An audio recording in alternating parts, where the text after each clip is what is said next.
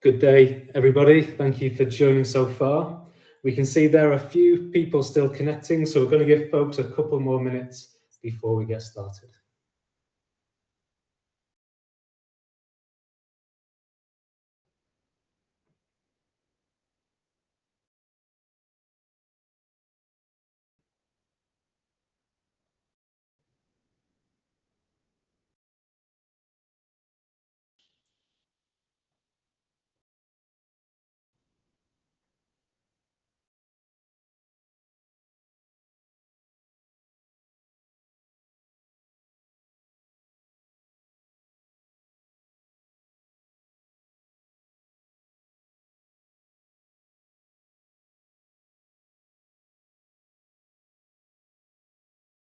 Okay, we'll give it another 30 seconds and then we'll start the session.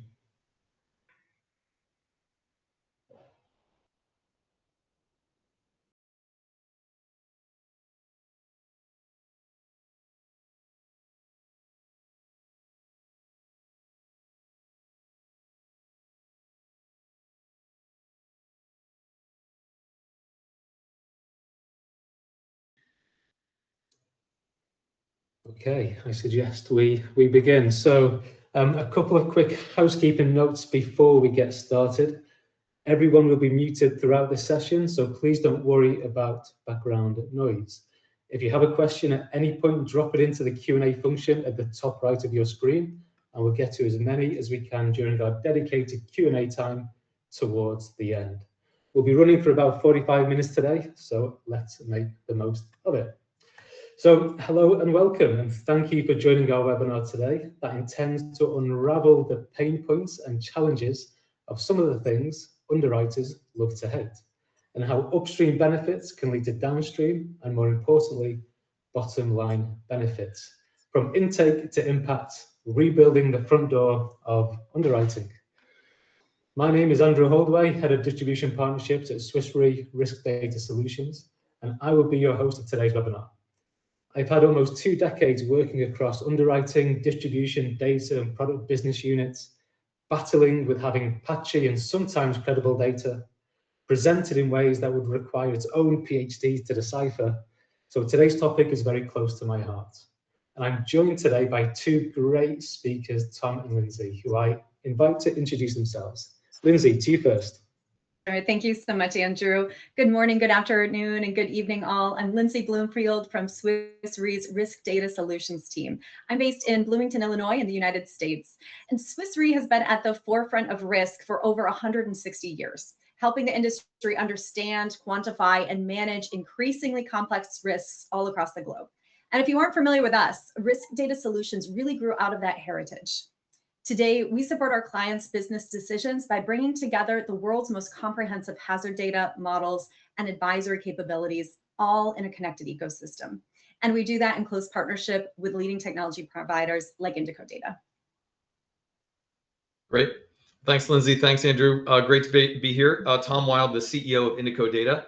Indico Data has been developing a sophisticated intake and orchestration solution for the past 8 years for global insurance carriers, really focusing on how we describe the broken front door of the insurance operation, which is really where all of the messy, unstructured data first enters the organization, needs to be structured to drive important processes downstream, underwriting, claims, midterm adjustments, broker reconciliations, those kind of critical workflows that drive an insurance carrier.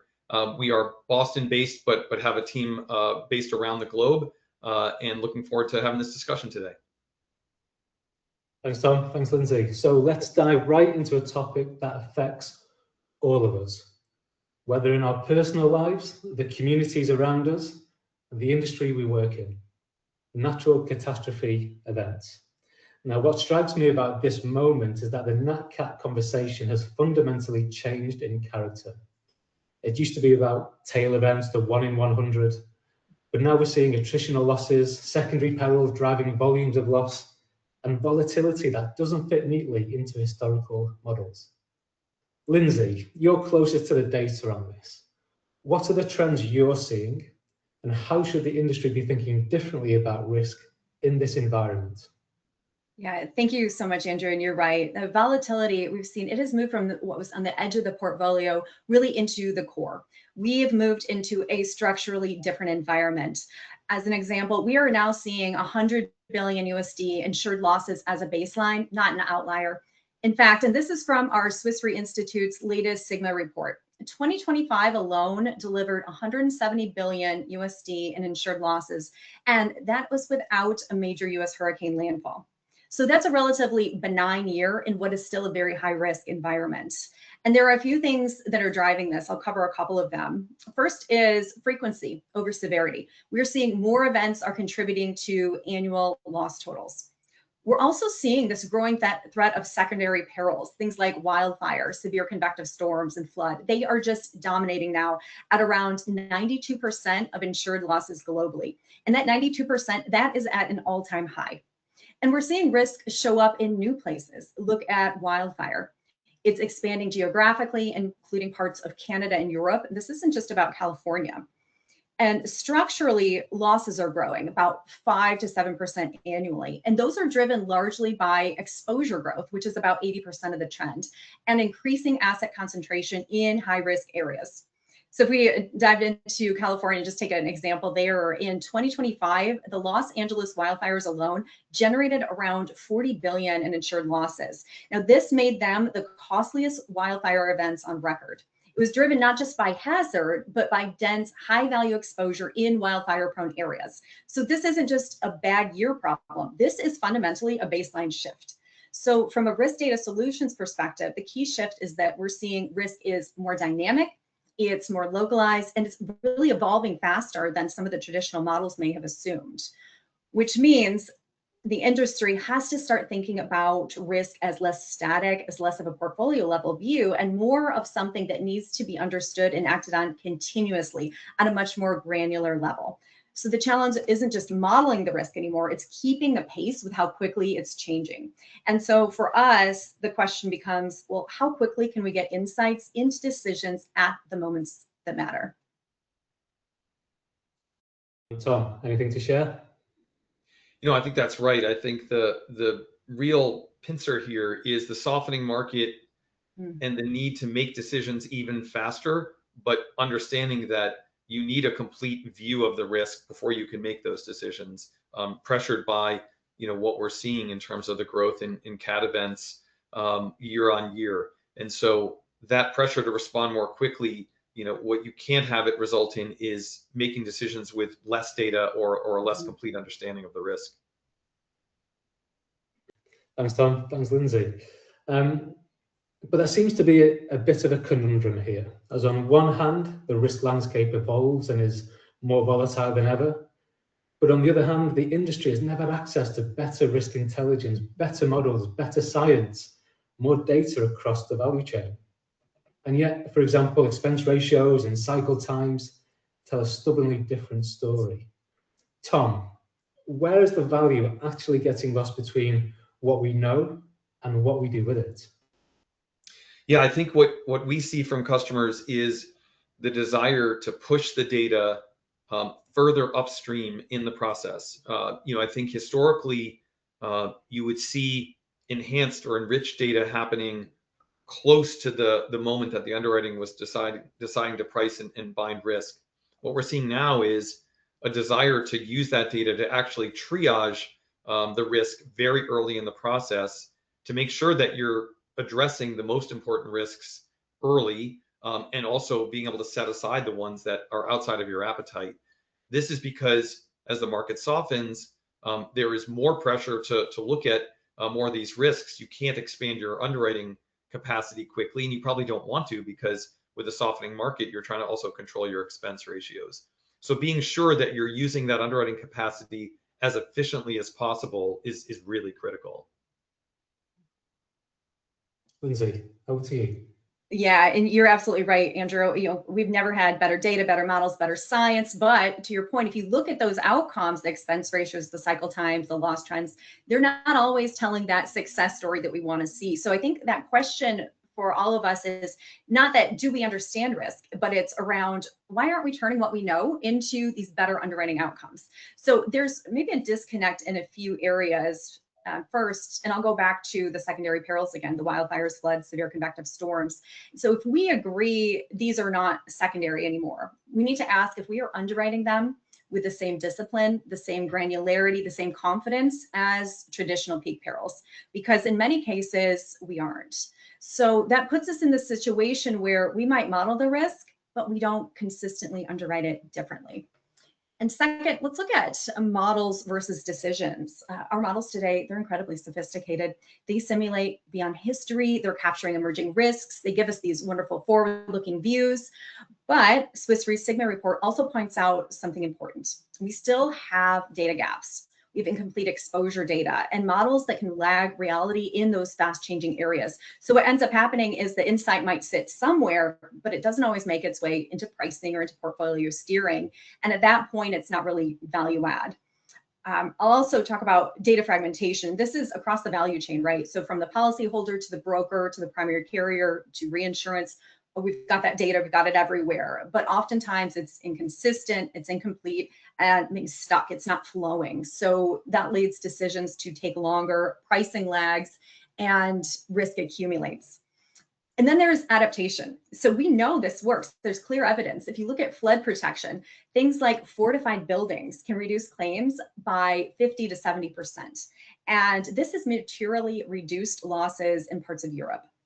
But globally, about half of cat losses are still insured. So again, it's not that we don't know what to do, it's that we're not consistently turning that knowledge into action. And then maybe to add a layer of complexity, we are often working around things like legacy systems that you'll hear, are duct taped together. We have these incomplete exposure views and time pressure. So the issue isn't a capability, it's really usability, it's accessibility, and it's speed. So we don't have this necessarily data problem, but we have this last mile execution problem. And what needs to change is this move to decision-ready insight. And that's exactly where we are today. It's Swiss Re Risk Data Solutions and Indico Data. We're focusing on this, and it's about connecting the dots all across the value chain into that one consistent view of risk. Because believe that the ones who are going to win in this space are the ones who can take all of that intelligence and then turn that into underwriting action. Yeah, I want to go back to one of the points you made, Lindsay, there around the fracturing of the data. And I think that this is something that we observe as well, which is it's often that the data is there somewhere, but as it goes through the system, it ends up in different systems, different resources, and available to different sort of actors in the equation. And I think that really binding that sort of submission to data chain of custody, that provenance of where all of the data, the submission data, the augmented risk data, even your first party data that you have from analytics and portfolio analysis, making sure that stays bound together through the whole process ensures the best decisions possible. Thanks, Tom, for the additional insights. But so it's clear there's a business imperative here, and we've seen that carriers have invested heavily in modernization over the last decade, workbenches, data platforms, more recently AI pilots. But we also see that the throughput metrics today look almost identical to where we were 10 years ago. So Lindsay, you did touch on it before. What's the real gap between modernization intent and operational reality? And what does the industry need to prioritize to close that gap? Yeah, Andrew, I believe that the gap is this ability to execute. And more specifically, the ability to apply that risk insight consistently and at scale across the underwriting workflow. So our industry, it's fundamentally about making better judgments under uncertainty. So the quality, the consistency of those decisions becomes a real competitive advantage. Most carriers have the data, most carriers have the models, but very few will apply them consistently across that workflow. And even fewer will operationalize them at scale. So maybe a good example, if we go to the US and look at US homeowners insurance, cat losses now account for over half of claims. That is up from less than a third about 2 decades ago. And yet underwriting performance has been near break even around the past 5 years. And so that really highlights this gap between the insights and the execution. And this matters more now because risk, we're seeing it's increasingly granular, increasingly localized, and those loss drivers, again, those secondary perils, they are just more dynamic. So if you look at why that throughput hasn't improved, it's because oftentimes modernization has, I'll call it, it's been layered around the workflow, but not actually into it. Meaning, as you highlighted, we've got these workbenches, we've got data platforms, everybody's running these AI pilots now, but oftentimes our underwriters are still acting as almost that integration layer themselves. So they are the ones who are stitching together data. They're trying to reconcile these inconsistencies, and then they have to make these judgment calls manually. So even with better tools, the throughput doesn't move because the bottleneck itself hasn't moved. And that's why that throughput looks flat. I'll say this is also an interesting space on the CX side too, because there's a large customer dimension here. And so, these faster, more accurate decisions will work to improve customer experience and retention versus the slower, inconsistent decisions that can quickly start to erode trust. And all this, it's becoming more critical, again, as that risk becomes more granular and more dynamic. So the priority, let's say, isn't for more modernization, just for modernization's sake, but it's really closing that last mile in turning insight into actionable, scalable decisions that are embedded in those workflows. And once you standardize and structure that data intake, you're going to get better triage. It's going to become faster. Automation, that's going to become more and more viable. And then models can be applied more consistently. Everything downstream will just end up working better. So the shift the industry is making now is less optimizing for that kind of middle of the workflow and really applying that fix at the input. No, that's right. I think that one of the things we've seen is so much of the modernization effort sort of started in the wrong direction. It started at the back of the process rather than the front of the process. Certainly the growth of policy admin systems and claim systems over the last decade, you've seen tens of millions of dollars per carrier go into these platforms. And in a way, it makes sense. These are effectively ERP systems that, that operate the business as a source of truth. But what they haven't done is translated into any kind of efficiency gains. They're great for sort of source of truth data, but have not really been that sort of bionic arm to help everybody involved in the process, from the underwriting assistants to the underwriters themselves to the claims adjusters, to do more with less. And so I think what we're seeing now is a pretty dramatic shift. And obviously we're biased, but we think rationally to work on the front of the process, the moment of intake, especially with the rise of agentic AI and generative AI, the quality of your data is going to determine whether or not you can get benefits from those tools. And that quality of the data has to start at the front door of the insurer. If you have that very structured, high fidelity data, you now are able to very accurately augment it with catastrophe type data, because now you have a good accurate list of, let's say, the properties being covered, their specific latitude, longitude, so that you can associate catastrophe data successfully with that. All of that flows downstream and improves this decisioning, ultimately ending up in systems like workbenches and policy admin solutions. But it's a broken record. Everyone's been saying this for a decade. The data is what matters. It's all about the data. The data unlocks good workflows. The data unlocks good decisions. Yeah, I could not agree more. But look, I think there's a version of this problem that I think doesn't get talked about enough. I think it's not whether the intelligence exists. We talked about it. The data is out there. But I think the fundamental problem, as you touched on, is whether it arrives in time and in a form that actually influences the decision effectively and efficiently.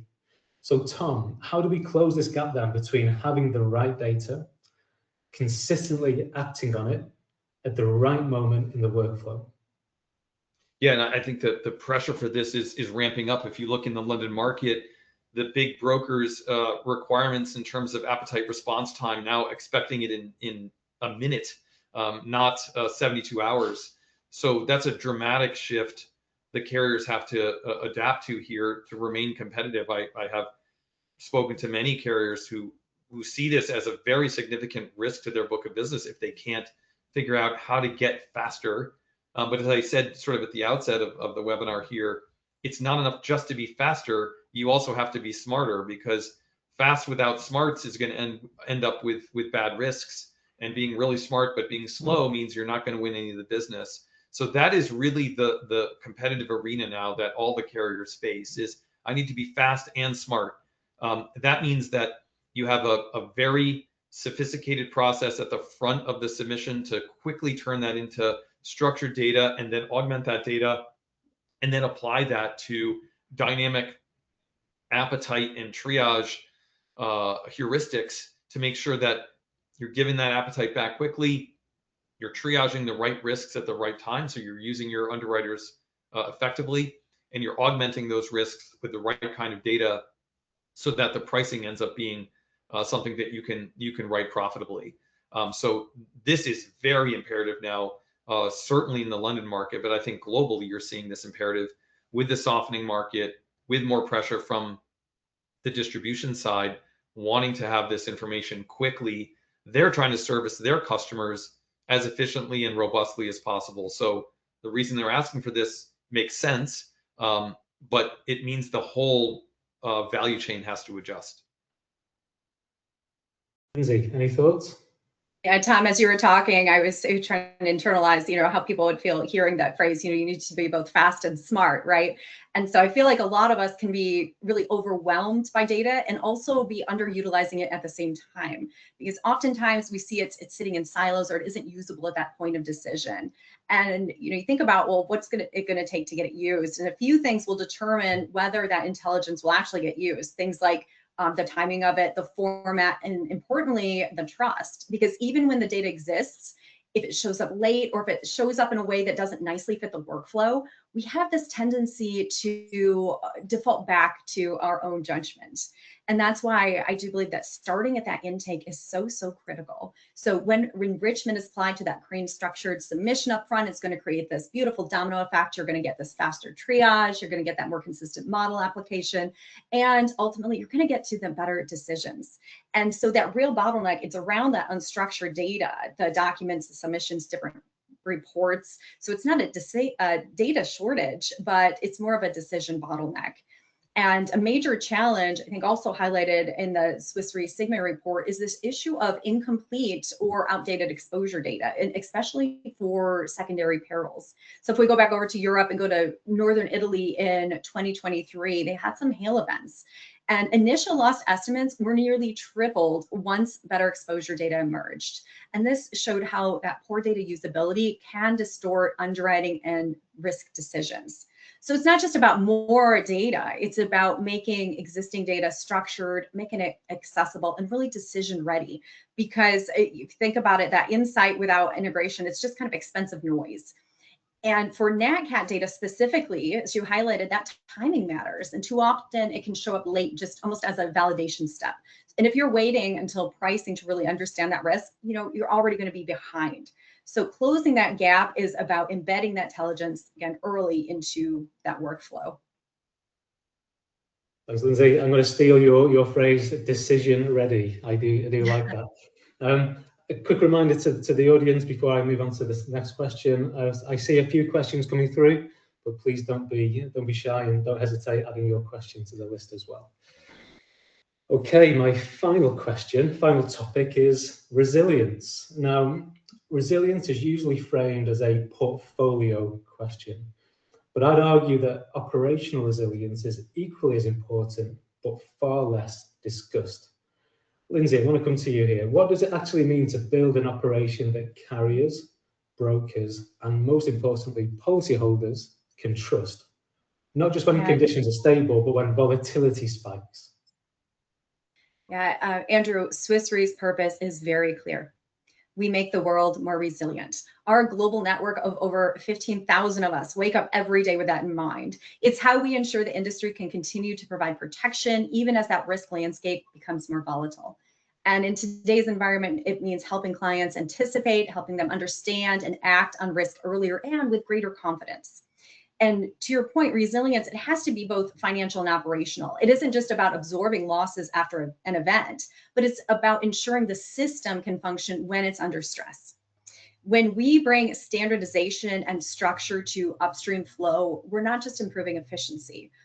We end up a risk transfer chain. and contrast that with underwriting operations that try to manually absorb variability. Now, to me, that doesn't feel like a resilient system. It feels fragile by design. And when volatility spikes, which we're clearly seeing more of, that fragility shows up as slower decisions and then inconsistent outcomes. And carriers will, of course, continue to need better models, but also operations that can turn those models into timely and consistent decisions when that volatility spikes. So that means things like clean data at intake, traceability from the source to the decision, and workflows that our underwriters can trust. And AI is, of course, a part of that, but trust is the key. And AI should not be some type of, black box that's just dropped into underwriting. It needs those governed inputs, explainable outputs, and that human in the loop, that human oversight. Otherwise, the risk is we would just continue to accelerate that inconsistency. And I'll add, there's also, thinking broad, this broader resilience challenge, and it's not something insurers can solve alone.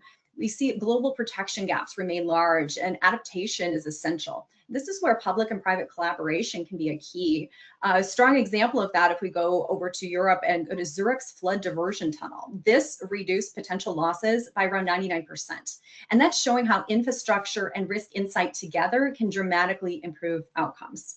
So operationally, that path forward is to innovate responsibly. We want to build operational resilience into the workflow and use data and AI to make risk decisions faster, more transparent, and again, that trusted word, make them more trusted. And that it all has real implications beyond operations. It means things like capital can be deployed more confidently, that risks can be assessed more consistently, and ultimately, more risks can be insured. Tom, anything to share?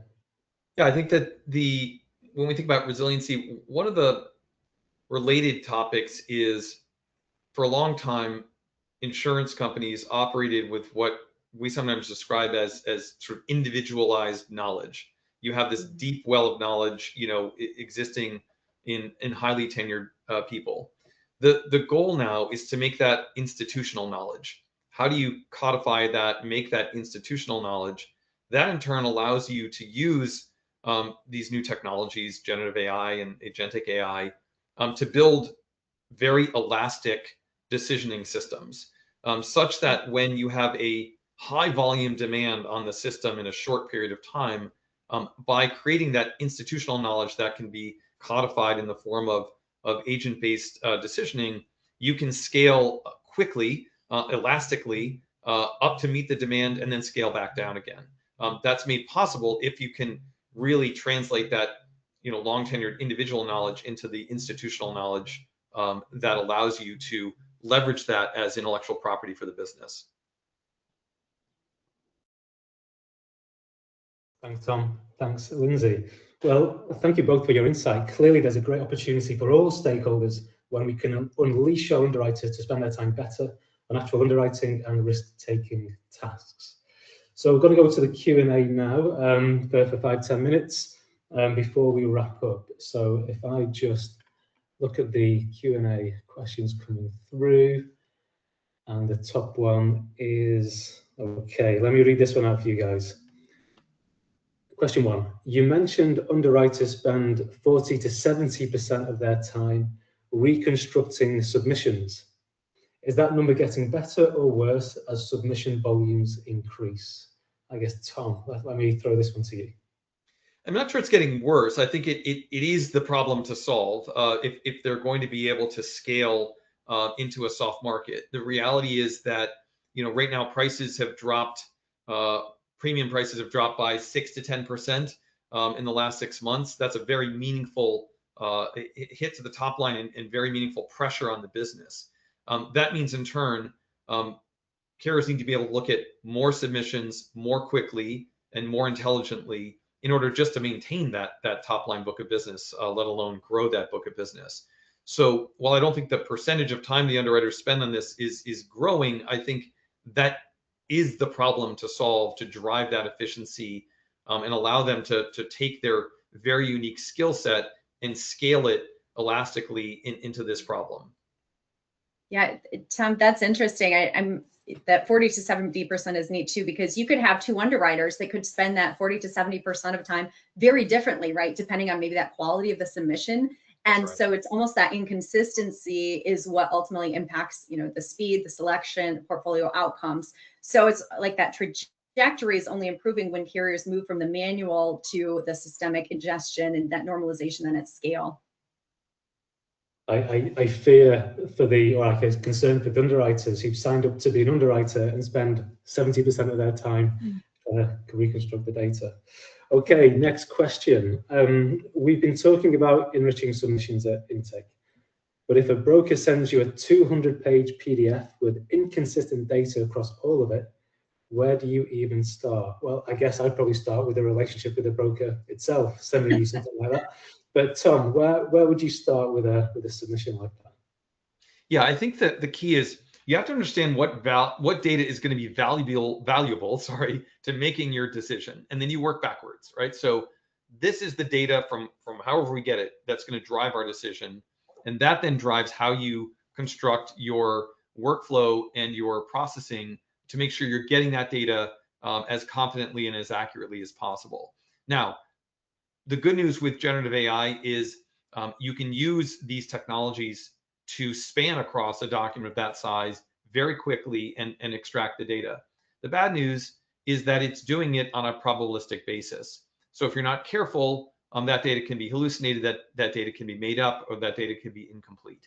So it's very, very important that you build and use a system that at all times is transparent and auditable. It should be able to track back to every piece of data it's representing as to where it came from, that data provenance question and challenge that exists. So the good news is a 200-page PDF is something we see all the time, is not particularly scary, but building a system that can reliably and repeatedly get the data from that, because these are snowflakes, right? Every broker is going to send a different version of that. They might have embedded tables. It might be an Excel spreadsheet. There's just no end to the creativity of the types of documents you're going to receive. That is the challenge to solve. And it is a long tail challenge. I think a lot of time we encounter small prototypes that have been built internally or from a adjacent vendor. You can build a system that does this 70% accurately quickly. To get to 97% accurate, that is years and millions of dollars of work. And that's why vendors like Indico exist. Okay, thanks, Tom. This next one's definitely for you, Lindsay.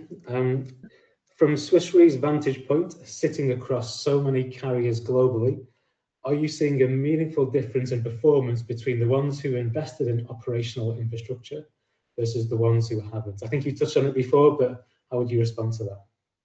Yeah, Andrew, right. I think the gap is widening. And so maybe the difference isn't just efficiency, but maybe optionality, meaning that carriers who have strong operational infrastructure they have this option to respond faster to market opportunities. They can apply analytics more consistently across their portfolios, and they can continue to scale that underwriting. So I think it really just opens up that door to additional options. Okay, thanks. I think we'll go for one more question before we wrap up. Everyone talks about fixing the front door, but carriers have legacy systems, legacy teams, and legacy habits. How do you begin to tackle this? Tom, let me throw this one to you. Yeah, modularity is the key here. I don't think any carrier believes or wants a single system to do everything, probably because they just don't believe it, right? If you pitch that, they don't believe it. They've seen that before and it hasn't worked. Best-in-class carriers that I've seen focus a lot on what I'll call the fabric that they're deploying, and then putting the component pieces into that fabric. That is what I've seen work the best. And that way, you can always modernize the components as the industry continues to evolve and improve. But I think that selecting best-in-class components and making sure they're modular and also are open enough that they can be integrated to your existing compute landscape through either headless or hybrid deployments.